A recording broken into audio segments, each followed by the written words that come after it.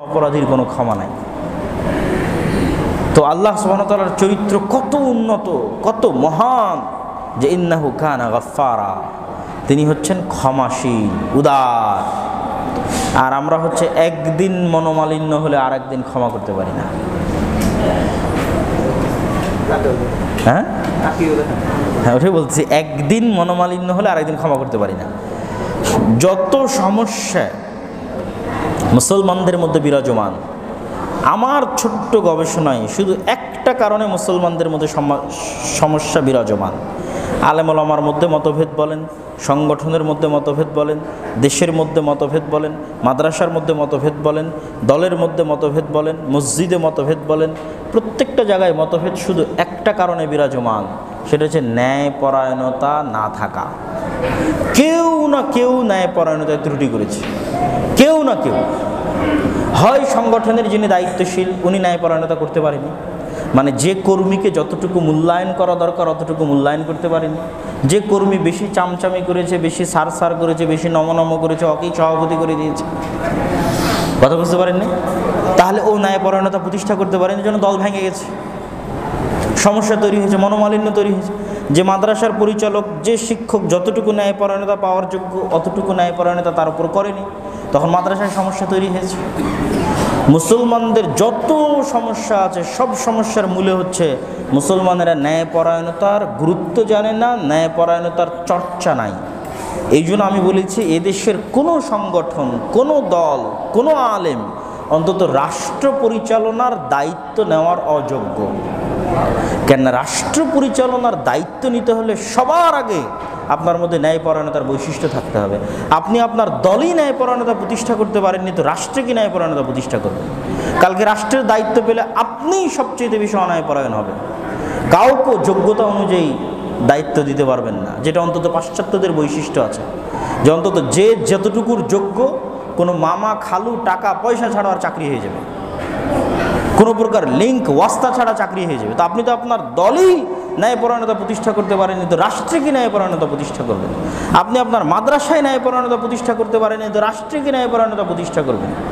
আপনি আপনার পরিবারে ন্যায়পরায়ণতা প্রতিষ্ঠা করতে পারেননি, তো রাষ্ট্রে কি ন্যায়পরায়ণতা প্রতিষ্ঠা করবেন? এই জন্য আমি যদি এটা বুঝাতে না পারি তাহলে এটা আমার ব্যর্থতা। আগে বহুদিন আপনার হাদিস পাঠ করেছি যে সাবআতু ইউদিল্লুহুমুল্লাহ ইয়াউমা লা দিল্লা ইল্লা দিল্লুহ, 7 শ্রেণীর মানুষকে আল্লাহ আরশের ছায়া দিবে। তার 1 নম্বরে আছে ইমামুন আদিল, ন্যায়পরায়ণ শাসক। তো আগে শুধু অনুবাদ করে চলে গেছি, কিন্তু ইউরোপ থেকে ঘুরে আসার পর আশ্চর্য হই, এই হাদিস পড়লে আশ্চর্য হই, কেমনে আল্লাহর নবী বললেন যে 7 শ্রেণীর মানুষকে কিয়ামতের মাঠে আল্লাহর বিশেষ ছায়া দেওয়া হবে, তার 1 নম্বর হচ্ছে যে ন্যায়পরায়ণ। বলেন আল্লাহু আকবার। তার 1 নম্বর হচ্ছে যে ন্যায়পরায়ণ, দায়িত্বশীল, মানে কমিটির সভাপতি। যে কমিটির সভাপতি তার ইমাম, মুয়াজ্জিন, মুসাল্লি সবার প্রতি ন্যায়পরায়ণতা প্রতিষ্ঠা করতে পেরেছ, কিয়ামতের মাঠে আল্লাহর বিশেষ ছায়া পাবে। তাহলে তাহাজ্জুদ গুজারের চাইতে শ্রেষ্ঠ, এ সালাত আদায়কারীর চাইতে শ্রেষ্ঠ, এ সিয়াম পালনকারীর চাইতে শ্রেষ্ঠ, সকলের চাইতে শ্রেষ্ঠ। কেন, বাকি স্তরগুলো পরে আসতেছে। যার অন্তর মসজিদের সাথে সম্পৃক্ত তার নাম্বার আসতেছে 3-4-এ। আর সবার আগে কার নাম্বার এসেছে?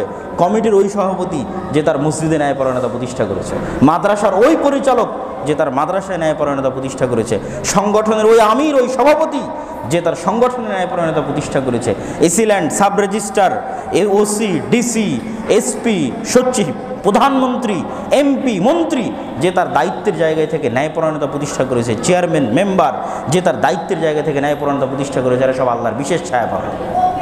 কিন্তু এই একটা জায়গাতেই মুসলমানেরা এখন নাম্বার পাবে 0। ঢালাও বড় মুসলমানেরা নাম্বার পাবে 0, এবং এই একটা কারণেই মুসলমানেরা গোলাম। অনেকগুলো কারণে গোলাম, তার মধ্যে এটা একটা কারণ। আর একটা কারণ হচ্ছে অর্থনৈতিক স্বাধীনতা না থাকা, যেটা আমি আগের পয়েন্টগুলো আবার এদিকে ঘুরে আসলাম, যে চাকুরিজীবী হওয়ার ধান্দা, বড় কিছু করার চিন্তা ভাবনা নাই। এটা হচ্ছে অর্থনৈতিক স্বাধীনতাকে লিমিটেড করে দিয়েছে মুসলমানদের জন্য। এবং সুদ প্রত্যেক মানুষের অর্থনৈতিক স্বাধীনতাকে নষ্ট করে। সুদ প্রত্যেক মানুষকে গোলাম বানায়। প্রত্যেক মানুষকে বলেছি, মুসলমানকে বলিনি। একটা হিন্দুকেও গোলাম বানায় সুদ, একটা খ্রিস্টানকে গোলাম বানায় সুদ, একটা ইহুদিকে গোলাম বানায় সুদ। এই যে পাশ্চাত্যের একটু হলেও সুনাম করে দিলাম, কি সুনাম করলাম? যে ওরা অন্তত মুসলমানদের মতো মিথ্যা বলে না, মুসলমানদের মতো অন্যায় করে না, ন্যায়পরায়ণতা আছে। কিন্তু যতই দেখেন আপনি পাশ্চাত্যের এই চাকচিক্যের মধ্যেও একটা ফাঁক আছে। পাশ্চাত্যের এই যে চাকচিক্য, যে হ্যাঁ আপনি আপনার যোগ্যতা অনুযায়ী মর্যাদা পাবেন, আপনি অন্তত বিনা চিকিৎসায় ইংল্যান্ড আমেরিকায় মারা যাবেন না, প্রধানমন্ত্রী যেই রকম চিকিৎসা সুবিধা পাবে আপনি ওই চিকিৎসা সুবিধা পাবেন, আপনি অন্তত বিনা খাবারে মারা যাবেন না, রাষ্ট্র আপনার দায়িত্ব পালন করবে। কিন্তু ওর মধ্যেও একটা ফাঁক আছে, সেটা হচ্ছে অর্থনৈতিক স্বাধীনতা না থাকা। কেননা এমন সিস্টেমে রাষ্ট্র তৈরি হয়েছে, আপনি একটা সারা জীবন চেষ্টা করে একটা বাড়ি কিনতে পারবেন না সুদের ভিত্তিতে লোন না নিলে। বাড়ি করতে পারবেন না, একটা গাড়ি কিনতে পারবেন না সুদের ভিত্তিতে লোন না নিলে। এটা হচ্ছে অর্থনৈতিক স্বাধীনতাকে লিমিটেড করে দেওয়া, সুদের মাধ্যমে আপনার পায়ে গোলামির জিঞ্জির আটকে দেওয়া। তো সুদের মাধ্যমে গোলামির জিঞ্জির শুধু মানুষের পায়ে আটকানো যায় না, দেশের পায়েও আটকানো যায়। পাকিস্তান বাংলাদেশের মতো থার্ড ওয়ার্ল্ড কান্ট্রি, এই যে ফিলিস্তিনে লক্ষ লক্ষ কোটি কোটি মুসলমানকে হত্যা করা হয়েছে, কেউ কথা বলে না কেন? ওই যে হাজার হাজার মুসলমানের পায়ে, আর এই যে 50-এর অধিক মুসলমান দেশের পায়ে সুদের অর্থনৈতিক গোলামির জিঞ্জির পরানো আছে, তো কী কথা বল? এটা যে গোলামির জিঞ্জিরের একটা বড় মাধ্যম হচ্ছে সুদ। গোলামির জিঞ্জিরের একটা বড় মাধ্যম হচ্ছে মুসলমানই মারামারি কাটাকাটি। যেমন আব্দুর রহিমের সাথে গল্প হলো, আব্দুর রহিম বলতেছে যে এই যে তারা ত্রাণ পাঠাচ্ছে ফিলিস্তিনের মুসলমানদের জন্য, তো এই ত্রাণের মধ্যেও এমন এমন সিন্ডিকেট আছে যে মুসলমানের রক্ত বিক্রি করে খেয়ে নেবে, মুসলমানের রক্ত বিক্রি করে খাবে, দালালি করে, ধোকা দিয়ে, মিথ্যা বলে। এই ত্রাণে মানে যেখানে ফিলিস্তিনের মুসলমান মারা যাচ্ছে তাকে আপনি খাবার পাঠাবেন, এই খাবারের মধ্যে এমন সিন্ডিকেট আছে ফিলিস্তিন এবং মিশরে, সবই মুসলমান আর এক মুসলমানের রক্ত বেঁচে খেয়ে নেবে। তখন আব্দুর রহিম আমাকে বলতেছে যে আমি ত্রাণের কাজ করতে গিয়ে তোমার ওই বক্তব্য বুঝতে পারলাম, তুমি যে বলো মুসলমানেরা সব বানু ইসরাইল হয়ে গেছে, তো এই কথা ঠিক। আমি এই কাজ করতে গিয়ে বুঝতে পারতেছি যে হ্যাঁ মুসলমানেরা সব বানু ইসরাইল হয়ে গেছে, এর আর এক মুসলমান ভাইয়ের রক্ত বেঁচে খেয়ে নেবে একটা টাকার জন্য, আর এক মুসলমান ভাইকে হত্যা পর্যন্ত করিয়ে দিবে একটা টাকার জন্য। তো এরা গোলাম হবে না তো কারা গোলাম হবে? এই জন্য সব বাদ দিয়ে আগে মেরুদণ্ড শক্ত করতে হবে, না হলে কিন্তু গোলামি থেকে মুক্তি হবে না। গোলামি থেকে মুক্তি চাইতে হলে কি করতে হবে? আপনার সন্তান, পরবর্তী প্রজন্ম নিজের মেরুদণ্ড শক্ত। মেরুদণ্ড শক্ত মানে মরলেও মিথ্যা বলবে না, মরলেও মিথ্যার কাছে কম্প্রোমাইজ করবে না, মরলেও অন্যায়পরায়ণ হবে না। যেখানে যাক, ও যে অবস্থাতেই থাক, ও যদি নেতা হতে চায়, দেশ জাতিকে গোলামি থেকে বাঁচাতে চায়, তোর মেরুদণ্ড শক্ত হতে হবে। পদত্যাগপত্র দিয়ে চলে আসবে, কিন্তু অন্যায়পরায়ণ হবে না। সে সামান্য যেখানেই দায়িত্ব পালন করুক না কেন, এটাই মুসলমানদের সবচেয়ে বড় সমস্যা আজকের পৃথিবীতে। এবং মুসলমানেরা যদি তাদের গোলামি থেকে মুক্তি পেতে চায়, তো এটা দিয়েই শুরু করতে হবে। শপথ করতে হবে মরে গেলেও মিথ্যা বলবো না, সত্য বলবো। আলেম ওলামাদের শপথ করতে হবে মরে গেলেও মিথ্যা বলবো না, সত্য বলবো। সব সংগঠনের দায়িত্বশীল নেতা, মাদ্রাসার পরিচালক, এদের শপথ করতে হবে মরে গেলেও অন্যায়পরায়ণ হব না। আমার কর্মী, অধস্তন, দায়িত্বশীল শিক্ষক সকলের প্রতি ন্যায়পরায়ণ হবে। ওই সালাত, ওই সিয়াম, ওই তাহাজ্জুদ দিয়ে এরা মানুষকে গোলামি থেকে মুক্তি দিতে পারবে না। কিন্তু যেই দিন এরা ন্যায়পরায়ণতা প্রতিষ্ঠা করতে পারবে, অটোমেটিক এরাই নেতা হয়ে যাবে, দেশ পরিচালনা করবে, আল্লাহ নেতা বানিয়ে দিবে, আল্লাহ সুবহানাহু ওয়া তাআলা দায়িত্ব দিয়ে দিবে, গোলামি থেকে মুক্তি দিয়ে দিবে। সম্মানিত উপস্থিতি, আল্লাহ সুবহানাহু ওয়া তাআলা আমাদেরকে আজকের এই সংক্ষিপ্ত বক্তব্যের সাথে আরেকটু যুক্ত করি যে নবী রাসূলদের ব্যবহার এবং আল্লাহ সুবহানাহু ওয়া তাআলার ব্যবহার কেমন ছিল, তাদের আদর্শ কেমন ছিল। আল্লাহ সুবহানাহু ওয়া তাআলা পবিত্র কোরআন মাজিদে দাওয়াতি কাজ করতে গিয়ে কখনো সাধারণ মুসলমান তো দূরের কথা, কখনো ইহুদি, খ্রিস্টান, মাজুসি, কুফফার, মুশরিক কাউকে ছোট করে আঘাত দিয়ে কথা বলেননি। আপনি পুরো কোরআন তন্ন তন্ন করে খুঁজবেন, কোথাও না। আল্লাহ সুবহানাহু ওয়া তাআলা যখন ইহুদিদের এবং খ্রিস্টানদের দাওয়াত দিয়েছে, তখন সম্মান করে বলেছে, ইয়া আহলাল কিতাব, হে কিতাবের অনুসারীরা, তোমাদেরকে আমি তাওরাত দিয়েছি, ইনজিল দিয়েছি, তোমরা সম্মানিত।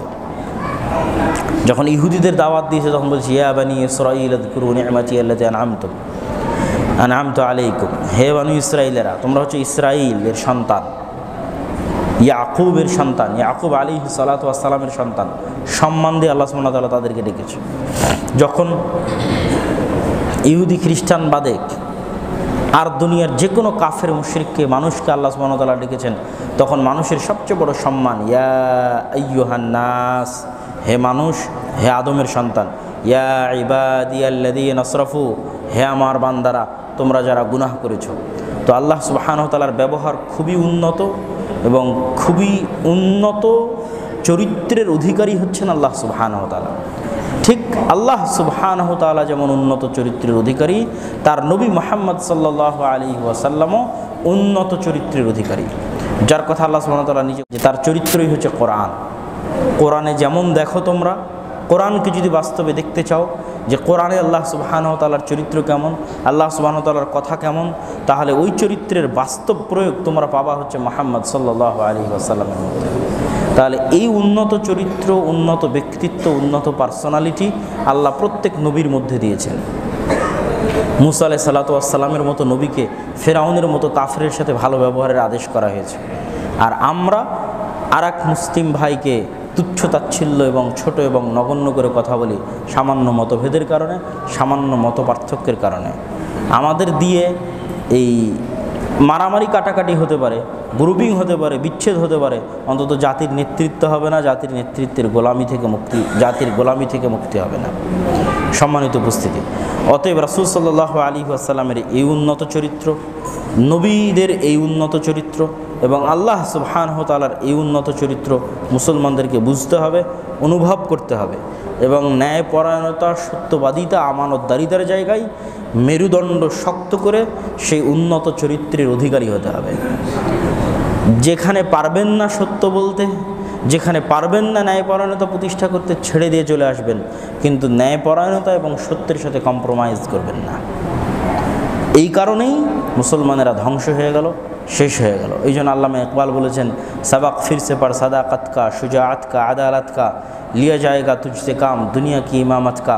মুসলমানেরা তোমাদের মধ্যে নামাজ, সিয়াম, হজ, জাকাত সব আছে, কিন্তু আল্লাহর নবী সাল্লাল্লাহু আলাইহি ওয়াসাল্লাম নবী হওয়ার আগের যে 40 বছর সত্য বলতেন, উনি সত্যবাদী অবস্থায় নামাজ পড়েছেন, সত্যবাদী অবস্থায় জাকাত দিয়েছেন, সত্যবাদী অবস্থায় হজ করেছেন, ওমরা করেছেন, জন্মগত সত্যবাদী।